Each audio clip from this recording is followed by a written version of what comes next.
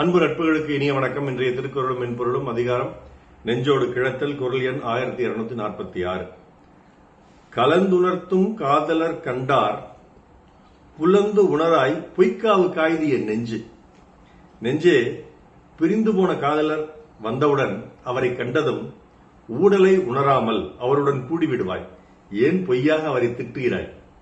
Mind, on seeing him you will mingle with him without showing any anger. Then why are you scolding him falsely? என் துழிப்பா, தலைவனை கண்டதும் ஊடலின்றி கூட போகும் நெஞ்சம், பின் ஏன் இந்த பொய்க்கோபம்? தலைவனை கண்டதும் ஊடலின்றி கூட போகும் நெஞ்சம், பின் ஏன் இந்த பொய்க்கோபம்? கவிப்பேரரசு அவர்களுடைய உரை. என் நெஞ்சே, உன்னை நன்றாக அறிவேன். கலக்க வரும் காதலரை கண்டால் பொய்யாகவேனும் ஒரு கணம் மூடி பின்பு கலக்க மாட்டாய், ஓடிச் சென்று ஒட்டுவாய். இப்போது பொய்யூடல் கொண்டு பாசாங்கு காட்டுகிறாய். உன்ன தெரியாதா எனக்கு என்று கவிப்பேரரசு நெஞ்ச பார்த்து சொல்றார். இதாங்க நடக்கும். அவன் வரட்டும், அவன் ஒரு கை பாத்துறேன், அவன்கிட்ட முகம் கொடுத்து பேசினா கேளு, அவன் பக்கம் நான் திரும்பி பார்த்துட்டுனா கேளு, அவன் சிரிச்சுனா கேளு, இப்படின்லாம் சவடால் விட்டுக்கிட்டு அம்மையாரும் இருப்பாள், அவனும் இருப்பான். சம்டைம்ஸ் சில நேரங்கள் அப்படி இருந்துட்டு இருப்பாங்க இந்த பிரிஞ்சு போன சமயத்துல. ஆனா கணவன் வர்றான்னு தகவல் கிடைச்சோன்னே, அந்த காலத்துல தந்தி வரும் அல்லது கடிதம் வரும், தூது வரும், புறாவிட தூது வரும், இந்த மாதிரி வரும்.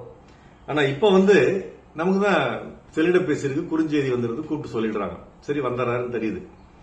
தெரிஞ்ச உடனே நம்ம போய் என்ன நினைப்போம்? பேசக்கூடாதுன்னு நினைப்போம் தலைவி.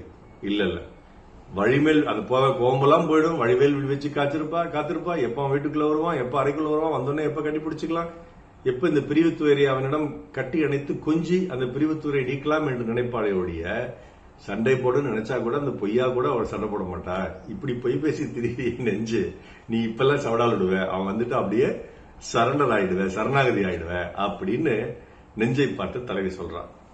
என் பேரன் வான் இருக்கான் இல்லையா, அவன் இங்க இருக்கும்போது, இப்ப கனடா போயிருக்கான், திருப்பி வந்திருக்கான். அவன் இங்க இருக்கும் பொழுது நான் வீட்டுல இருந்து எங்கேயாவது வெளியில கான்பரன்ஸ்க்கோ எதுக்கோ ஊருக்கு போயிட்டேன்னா, வீட்டுல இருக்கும்போது என்கிட்ட கொஞ்சமா பேசுவோம். ஆனா அந்த வீடியோ கால் அவன்கிட்ட பேசும்பொழுது பேச மாட்டான், என்கிட்ட பேசவே மாட்டான், அவன் கொடுத்தே பேச மாட்டான். அதே மாதிரிதான் அவங்க அம்மா என் பொண்ணு கனடால இருந்து அவன்கிட்ட வீடியோ கால் அவன் இங்க இருக்கும்போது பேசினா பேச மாட்டான். சீக்கிரம் கட் பண்ணட்டுமான்னு கேட்பான். ஏன்னா அவனுக்கு அவ்வளவு ஒரு கோபம் இருக்கும், என்னை விட்டுட்டு போயிட்டியேன்ட்டு. ஆனா நேர்ல பார்க்கும்போது அப்படி ஒரு கொஞ்சுவான், அப்படி ஒரு முத்தம் கொடுப்பான், அப்படி கட்டிக்குவான். அந்த ஊழல் பொய்க்கோவம் அவனுக்கு வீடியோல இருக்கும், நேர்ல இருக்காது. ஆனா தலைவிக்கு என்ன பண்றது? மனசுல இருக்குது, வெளியில வரல. அதை தாங்க வள்ளுவர் அற்புதமா சொல்றாரு. அதுக்கு ஒரு பாடல்.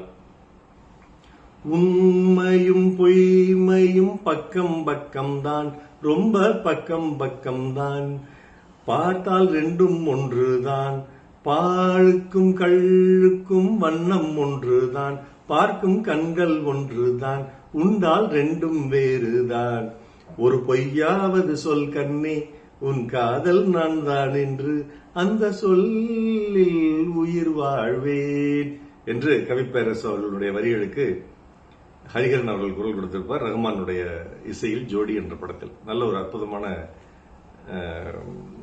வரிகள். கவிதைக்கு மட்டும் பொய் இல்லைங்க, காதலுக்கும் பொய் அழகுதான் அப்படிங்கறது கவிப்பேரரசுங்க சொல்லியிருப்பாரு. அதை தாங்க வள்ளுவரும் இந்த குரல் சொல்றாரு. கலந்துணர்த்தும் காதலர் கண்டால் புலர்ந்து உணராய் பொய்க்காவு காய்தி என் நெஞ்சு. நாள் சிறக்க நற்றமிழ் வாழ்த்துகள். மருத்துவர் ராமசெல்வரங்கம், ரிஷி நேத்ராலயா, வெளியே கடமை, சேலம், கள்ளக்குறிச்சி, அரூர், நன்றி. டாக்டர் செல்வாக்குள் யூடியூப் சேனல் ஷேர் பண்ணுங்க, லைக் பண்ணுங்க, கமெண்ட் பண்ணுங்க, சப்ஸ்கிரைப் பண்ணுங்க. வணக்கம்.